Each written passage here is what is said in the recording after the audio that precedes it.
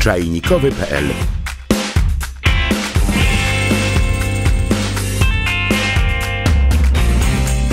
Często pytacie nas, jaka jest nasza najlepsza herbata, nasza ulubiona herbata.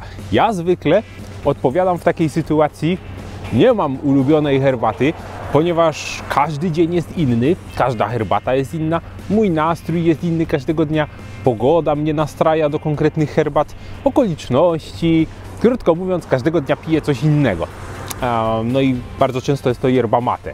Bardzo dużo yerba mate piję, ale jej akurat nie będzie dzisiaj, przynajmniej będzie tylko w tle, ponieważ mowa jest o herbacie jako takiej, nie o naparach ziołowych, którym jest yerba mate.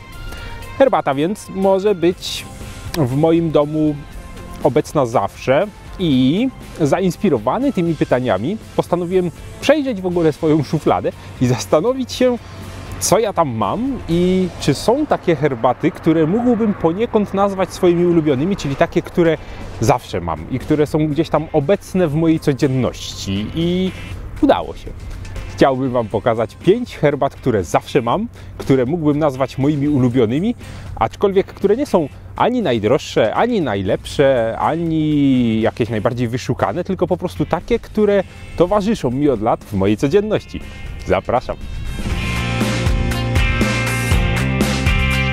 Pierwsza, a właściwie piąta, bo postanowiłem od tyłu przedstawić te herbaty, na liście moich ulubionych i najpopularniejszych w mojej szufladzie herbat, czyli ostatnia w tym bardzo subiektywnym rankingu, jest herbata czarna Earl Grey z bergamotką. Zapewne znacie, zapewne kojarzycie, na pewno każdy zna ten smak, ten aromat Earl Greya, aromat bergamotki. Właśnie dlatego ona się znajduje w mojej szufladzie, ponieważ po pierwsze, ja ją znam odkąd pamiętam. Jest to ten aromat, który kojarzy mi się ze wszystkim, co miłe, cieplutkie, z deszczem, z kocykiem, z książką, ale też ze znajomymi, z odwiedzinami mamy.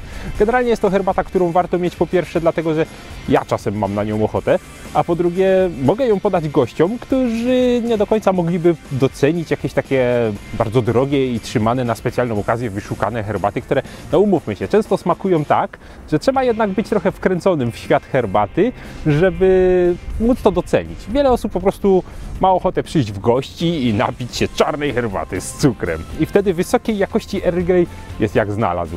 Więc jest to herbata, która zwykle u mnie się pojawia i znajduje się w mojej szufladzie.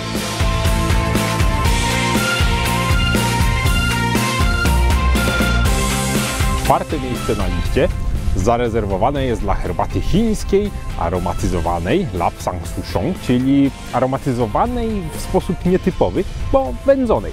Może się z nią spotkaliście, jest to herbata bardzo niedoceniana, niegdyś niezwykle popularna w Europie, teraz traktowana jako jakąś taka raczej ciekawostka egzotyczna, ponieważ nie jest to herbata, która ma gdzieś tam nutkę dymną, tylko ona jest naprawdę wędzona, naprawdę dymem i naprawdę pachnie jak pęto kiełbasy, jak wędzona ryba, jak jakiś oscypek, coś dość nietypowego, jeżeli pomyślimy o napoju deserowym, bo raczej nie jest to herbata deserowa.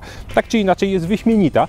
Wiele osób się przeraża, ponieważ wąchając większą ilość, całe opakowanie, myślimy, że weszliśmy do wędzarni. Tak naprawdę napar jest łagodniejszy. Ta nuta troszeczkę się zatraca, pojawia się smak herbaty czarnej. Krótko mówiąc, warto skosztować, bo jest pyszna. Ja jestem jej fanem, często ją pijam, ale jeszcze częściej używam jej w kuchni. Nie wiem, czy próbowaliście, ale ja bardzo lubię dodać naparu tej herbaty, powiedzmy litr na garnek, kiedy pichcę jakąś zupę, która zwykle jest robiona na wędzonce. To pozwala mi zrobić wyśmienity na przykład krupnik albo żurek. Nie chcę się przechwalać, ale naprawdę mi to smakuje.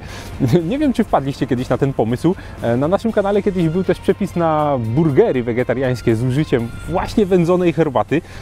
W kuchni jest szeroko stosowana, przynajmniej w mojej. To też schodzi mi jej naprawdę sporo, jeżeli chodzi o ilość. Czwarte miejsce dla herbaty wędzonej.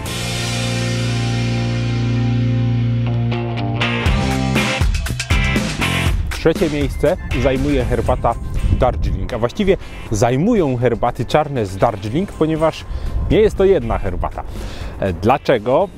Tylko dlatego, że po pierwsze uwielbiam jej smak, a po drugie zaskakuje mnie ona cały rok. No, niedługo będą pierwsze zbiory wiosenne, wszyscy czekają, wszyscy już sobie ostrzą czarki, nie mogą się doczekać, aż samolotem bardzo drogie przylecą te pierwsze zbiory z Darjeelingu, ale zauważmy, że jesienią są zbiory jesienne, nawet jest zbiór zimowy.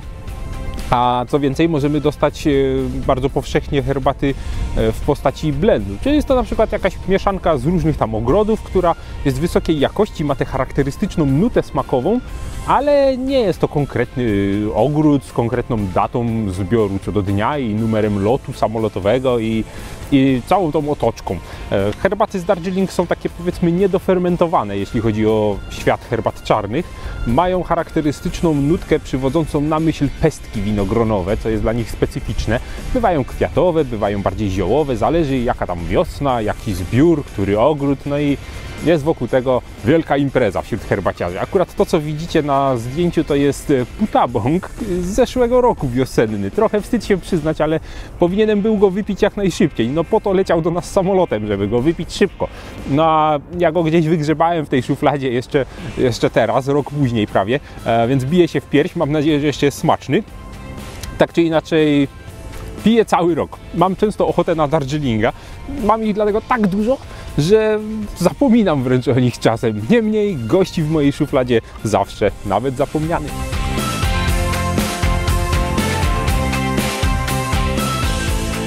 Miejsce drugie to wreszcie herbata niebieska, czyli oolong, czyli herbata turkusowa, czyli oolong. Najłatwiej mówić oolong, ponieważ wtedy dogadamy się na całym świecie. Herbata oolong częściowo fermentowana, czy raczej oksydowana, od niżej oksydowanych po wysoko oksydowane. No i właśnie Teaquanin, herbata nisko oksydowana, niebieska, to jest coś, co zawsze mam w domu. Coś, co jest zarazem jedną z moich ulubionych herbat, ale też ulubioną herbatą mojej żony. Efekt jest taki, że często kosztujemy różnych herbat niebieskich. No i często kosztujemy różnych Teaquaninów, ponieważ sam oczywiście oryginalny Teaquanin jest osiągalny, ale jest drogi, więc jego klony uprawiane są w innych miejscach o podobnym klimacie, tej samej obróbce, ale no jest, powiedzmy, tańszy, droższy. Są generalnie różne miejsca, z których pochodzi Teaquanin, nawet różne kraje, z których pochodzi Teaquanin. No i staramy się ich pić jak najwięcej. Efekt jest taki, że co chwilę pijemy Teaquanina, a kiedy pijemy nawet jakiegoś innego oolonga, nisko oksydowanego, to gdzieś tam w głowie jakoś go porównujemy z Teaquaninem. Więc tak, no jest to druga moja chyba ulubiona herbata i coś, co również zawsze mam w domu.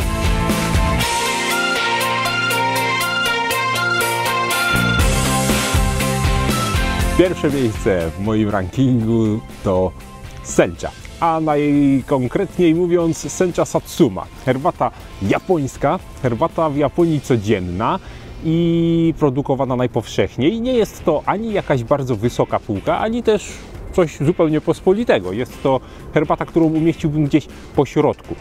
Bardzo lubię napić się gyokuro, czy tam tamarioku, czy innych wyśmienitych rzeczy z Japonii, ale jednak są one drogie. Jest to przyjemność ogromna, ale żeby pić to codziennie, no trzeba by się nieco zrujnować finansowo. Tymczasem Sencha Satsuma jest dla mnie połączeniem tego, co lubię w herbatach japońskich, wysokiej jakości herbaty zielonej i w miarę przystępnej ceny. To też piję jej dużo, a najwięcej w lecie. I właśnie dlatego ona zajmuje pierwsze miejsce, ponieważ zwykłem od wiosny do jesieni zaczynać dzień od litra tej herbaty. Może się to wydawać niewiarygodne, ale yerba niedługo idzie w odstawkę jako mój poranny budzik i na to miejsce zaczynam mieć ochotę na herbatę zieloną. Wtedy zaparzam półlitrowy czajniczek Senchy i niemalże duszkiem go wypijam, ponieważ temperatura jest taka, że już po chwili można to po prostu pić, nie parząc się. Po czym robię drugie parzenie tych samych fusów i te już tam gdzieś sączę pół godziny, godzinkę, no i dopiero na przykład ruszam do pracy czy do jakichś tam zajęć wypity już litrem zielonej herbaty.